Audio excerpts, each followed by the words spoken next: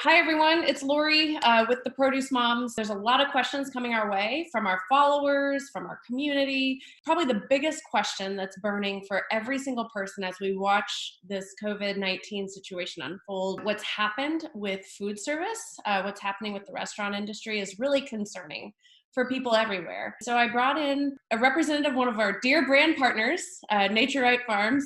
She truly is one of my favorite people in the whole world. Jill Overdorf. She has dedicated her passion and her life to the food service industry and elevating fresh produce within food service across the nation. You're such a superstar, probably across the globe, knowing you. Please introduce yourself and help folks understand how long you've been doing this. Thank you, Lori, first of all, for having me visit and to be able to talk to consumers. I have been an executive chef for 20 years. I have worked in all 7 continents in the food world, and so it has been a global passion as well. Now I work with Naturipe Farms, the largest producer of blueberries in the world and one of the largest cooperatives of berries in the world, berry producers. And I work as our director of business development for the food service sector. This has been not only your livelihood most of your life, but now you're supporting chefs from working at Naturipe, such a large scale producer. You're supporting chefs all over. I am, and it's an important part of what we're here to talk about today is the loss of business in the food service industry and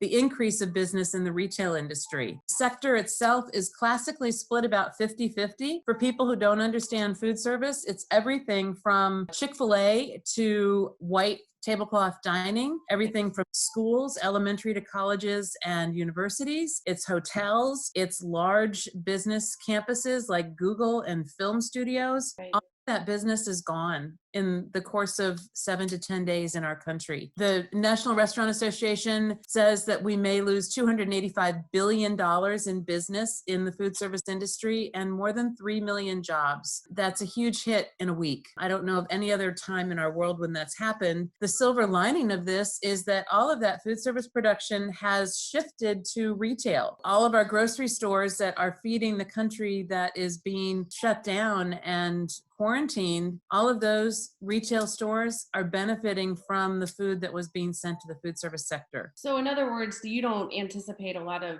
food waste happening because of this. It sounds like the supply chain's actually been extremely reactive and has moved what was intended or grown for food service into the grocery retail sector. That's true. It has been an enormous shift. It's been a pivot and a monumental pivot in redirecting resources, pack sizes, and people to all of the retail divisions. The food service distribution chain has all of a sudden had to shift. Think of places like Cisco and US Foods and Performance Food Group. All of those people are generally food service feeders, and they've just shifted their entire pivot to how do we get the trucks from the fields and the farmers who are exempt, agricultural workers are exempt from our current quarantine to be sent to retail stores. In short, we do have enough food. Oh my gosh.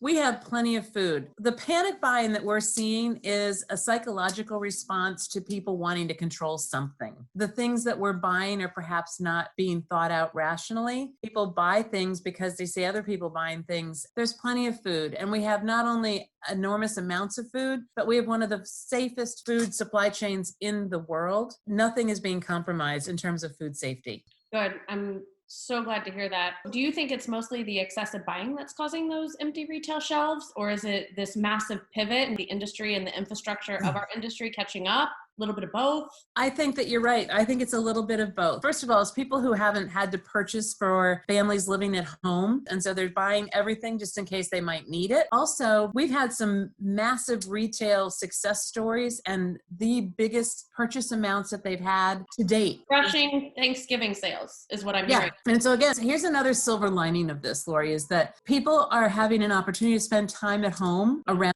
table with family members with whom they may not have shared a meal with. For me as a chef and as a food service professional, this is a critical component of the good that is happening, is this gives us an opportunity to be cooking at home, to regain those cultural lessons and those familial lessons that we haven't had around a table in 2 decades. Back to your question, I do think it's a combination of things, is we don't have the personnel in the warehouses and in the retail stores to fully stock those shelves. You have to give somebody time to sleep, and stores are not used to having round the clock sales opportunities like this. Some of the stores, Walmart, for instance, used to be 24 hours pretty much everywhere. And now they've closed that third shift to support restock and sanitation. It's a whole new process. It's a whole new world. I will validate one of your things about home cooks. It's obviously on the rise. Home cooks are on the rise. At theproducemoms.com, we had our highest week of traffic last week since the website's been online. All of our top 10 blogs, how to, very tactical, very home cooking oriented. One funny one, we saw a real rise in how to infuse vodka with fresh produce.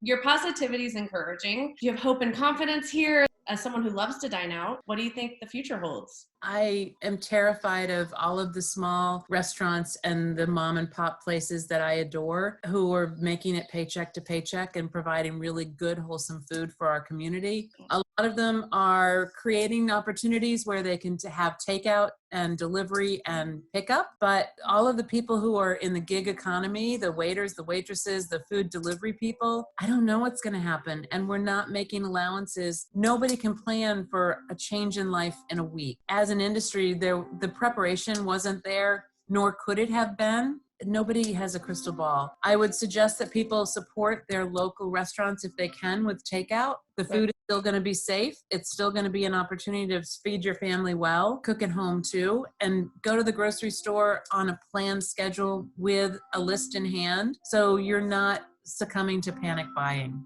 Isn't that the truth? There's been a lot of crazy social media videos of people just hoarding unnecessarily. Let's talk a little bit about Naturipe's product. You already mentioned blueberries, but let's make sure that we call out the other products that you grow. And maybe if you have a favorite way for home cooks to use those products, please share that. So Naturipe Farms is known, as I mentioned, for blueberries, but also strawberries, raspberries, blackberries, avocados, and cranberries. The cranberries are seasonal. They're not available right now, but we're just coming into the height of berry season. There's no reason not to have those at home. They're amazing sources of vitamin C and antioxidants. And the cool thing about berries is that if you buy them fresh, and then what you don't use or what's going bad or a little soft, turn it into a compote or freeze it. Put it on a cookie sheet, put it in the freezer in a single layer, and then add them to your smoothies. We're still having farmers producing amazing quantities of fresh fruit, and we don't want it to go bad. It's going to the grocery store, and it's going to be used well. Thank you, Jill, for your time. Thanks for all that you do. Thanks for keeping the morale as high as we can during this time for everyone that's food service passionate like you are. I really look at you as one of our industry's top thought leaders when it comes to food service and